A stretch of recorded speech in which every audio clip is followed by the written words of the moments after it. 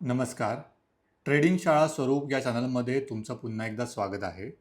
आजच्या व्हिडिओमध्ये आपण पाहणार आहोत की 10 तारीखला माझ्याकडून एक चूक झाली होती आणि त्याच्यामुळे मी अननेसेसरी 2 स्टॉप लॉस दिले होते आणि ती चूक तुमच्याकडून होऊ नये यासाठी मी हा व्हिडिओ बनवत आहे.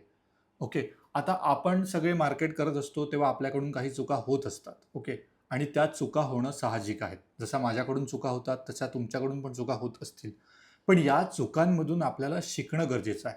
कारण ती चूक पुन्हा होणार नाही याची आपण खात्री घेतली पाहिजे. ओके. सो त्याच्यासाठी मी हा खास व्हिडिओ बनवत आहे. तुम्ही माझ्या स्क्रीनवरती पाहू शकता मी बँक निफ्टीचा चार्ट ओपन केला आहे. ओके. मी 2 अवर्सच्या टाईम फ्रेममध्ये जातो. ओके. 2 अवर्सच्या टाईम फ्रेममध्ये तुम्ही इथं पाहू शकता, इथं एक प्रॉपर सपोर्ट आहे, राईट? आणि इथं एक डब्ल्यू पॅटर्न बनला. हा एक डब्ल्यू पॅटर्न आहे. ओके. आणि ही त्याची नेकलाईन आहे. मी ही नेकलाईन ऑलरेडी ड्रॉ करून ठेवली होती आणि 9 तारीख कोणती आहे? तर 9 तारीखचं मार्केट हे आहे, राईट? सो त्याच्यानंतरच्या या ज्या कॅन्डल्स आहेत त्या बनायच्या होत्या तेव्हा. ओके. सो मी आता 15 मिनिटच्या टाईम फ्रेममध्ये जातो आणि थोडंसं झूम करून तुम्हाला दाखवतो. सो तुम्ही गंमत बघा इथं काय झालं होतं. मार्केट 9 तारीखला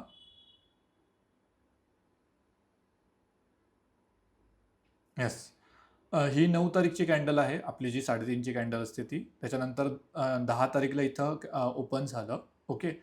आणि मी वेट करत होतो की ही नेकलाईन तो कधी ब्रेक करेल आणि मग मी एंट्री करेन. ओके. सो मार्केट इथं आलं. त्याने पुन्हा एकदा प्रॉपर काय म्हणतात तो रेजिस्टन्स घेतला आणि थोडंसं रिव्हर्सल घेऊन त्याने कन्फर्मेशन देऊन त्याने इथं ब्रेकआउट केलं. ब्रेकआउट केलं. आता ब्रेकआउट केलं म्हणजे माझं काय काम बनतं की मी एंट्री करणं गरजेचं आहे. बरोबर. मी इथं एंट्री केली. आणि मी इथं माझा स्टॉप लॉस ठेवला. स्टॉप लॉस ठेवला. इथून मार्केट वर गेलं आणि माझं एक्सपेक्टेशन होतं की इथून मार्केट कंटिन्युअसली वर जाईल. ओके. मार्केटने खाली घेतलं आणि आपली जी नेकलाईन होती ती पुन्हा ब्रेक करून खाली आलं. सो मला असं वाटलं की ब्रेकआउट फेल आहे. सो कंडिशन चेंज झाली. कंडिशन चेंज झाल्यानंतर आपला रूल काय सांगतो की तुम्ही ट्रेड एक्झिट करा. पुन्हा जर त्या साईडने मार्केट जात असेल तर तुम्ही रिएंट्री करा. सो त्या रूलनुसार मी इथं कंडिशन चेंज झाली म्हणून मी एक्झिट केलं. एक्झिट केल्यानंतर मी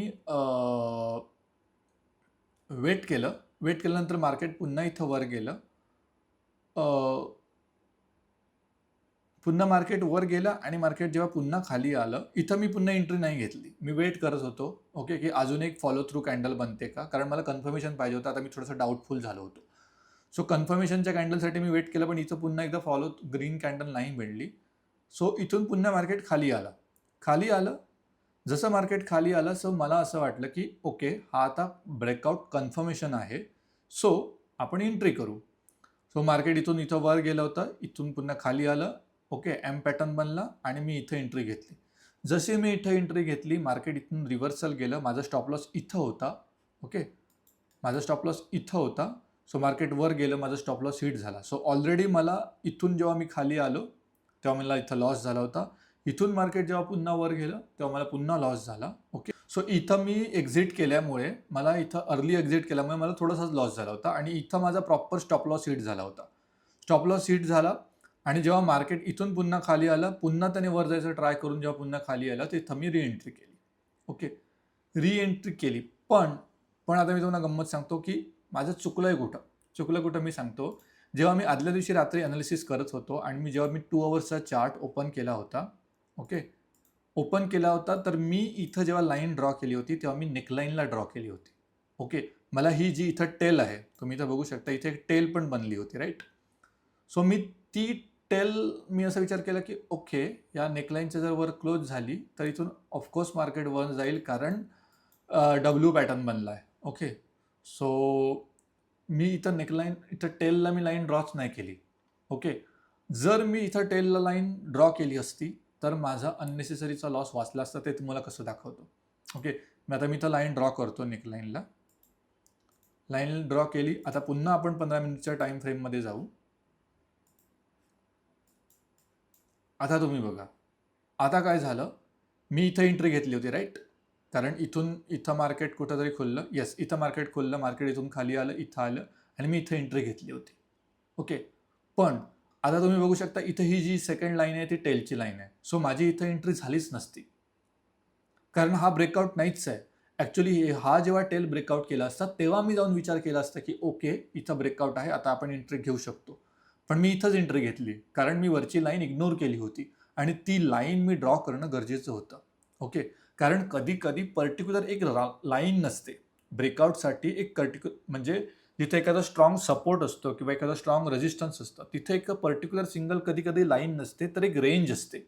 ओके, आणि इथं ही रेंज होती, म्हणजे एक टेल पण होती आणि एक बॉडी जिथं क्लोज झाली ती पण लाईन होती. सो मी बॉडीची लाईन कन्सिडर केली आणि टेलची लाईन कन्सिडरच नाही केली.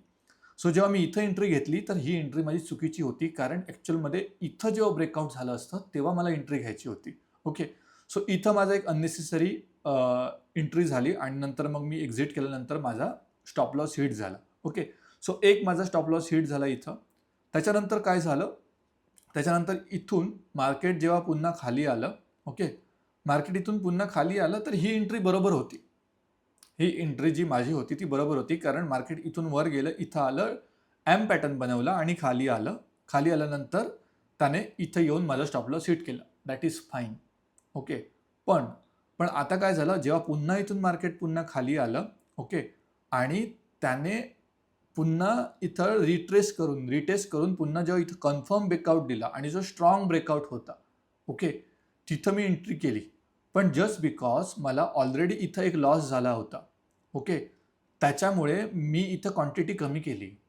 ओके, कारण माझा ऑलरेडी जो दिवसाचा डिफाईन लॉस होतो त्याच्यापेक्षा मला थोडासा कमी लॉस झाला होता. सो माझ्याकडे मार्जिन होते एंट्री घ्यायला, म्हणून मी इथे एंट्री घेतली. पण इथं स्टॉप लॉस मला कमी सेट करावा लागला, कारण ऑलरेडी मला 2 स्टॉप लॉस हिट झाले होते. ओके, एक स्टॉप लॉस माझा कमीचा होता, एक माझा प्रॉपर जो डिफाईन असतो तेवढा स्टॉप लॉस हिट झाला. सो त्याच्यामुळे मला इथं एंट्रीचा चान्स मिळाला. पण इथं जर स्टॉप लॉस हिट झाला नसता किंवा इथं जर मी एंट्री घेतलीच नसती, तर मी इथं जेवढा माझा प्री डिफाईन्ड स्टॉप लॉस असतो त्या अमाऊंटने मी इथं फुल फ्लेस एंट्री करू शकलो असतो. पण जस्ट बिकॉज माझी इथे एंट्री झाल्यामुळे मला तेवढ्या फुल फ्लेस इथं एंट्री करता नाही आली. राईट, सो ही माझ्याकडून चूक झाली आहे. ओके, आणि आय नो मला त्या दिवशी रिग्रेट झालं की माझ्याकडून ही लाईन मिस कशी झाली, किंवा मी ओव्हर प्रेडिक्शनमध्ये गेलो की नाही टेलची गरजच नाही आहे, बॉडीची क्लोज कन्सिडर करतो आणि जेव्हा 2 आवर्स मी किंवा इथं 15 मिनिटमध्ये ब्रेकआउट करेल तेव्हा मी कन्सिडर करतो, आणि हीच माझी चूक होती. जर तुम्हाला मार्केट दाखवत आहेत, जर तुम्हाला प्रॉपर लाईन देत आहेत, तर तुम्ही त्या लाईन ड्रॉ करा. ओके, थोडीशी लेट एंट्री झाली तरी काही प्रॉब्लेम नाही, पण अननेसेसरी एक्स्ट्राची एंट्री घेऊन किंवा चुकीच्या ठिकाणी एंट्री घेऊन आपण अननेसेसरी लॉस करणं हे फार चुकीचं आहे. कारण हे छोटे छोटे लॉस तुम्हाला आता काहीच नाही वाटत, म्हणजे ठीक आहे आपण हा रिकवर करू, पण नाही, हे छोटे छोटे लॉस कधी आपले वाढत जातील आणि आपलं प्रॉफिट, आपलं जे अकाउंट आहे ते रेडमध्ये किंवा लॉसमध्ये कधी कन्वर्ट होईल हे आपल्याला कळणार नाही. सो आपल्याला या चुका अवॉइड करायच्या आहेत, म्हणून मी हा खास व्हिडिओ बनवत आहे. ओके, जर तुमच्याकडून जर अशा काही चुका होत झाल्या असतील तर त्या तुम्ही कमेंटमध्ये नक्की सांगू शकतात, कारण आपल्याला सगळ्यांना सोबत शिकायचं आहे. तुमच्याकडून ज्या चुका झाल्यात त्या मला समजू द्या, माझ्याकडून चुका झाल्यात त्या मी तुम्हाला सांगायचा प्रयत्न करत आहे. ओके, सो येस, भेटू आपण पुढच्या व्हिडिओमध्ये.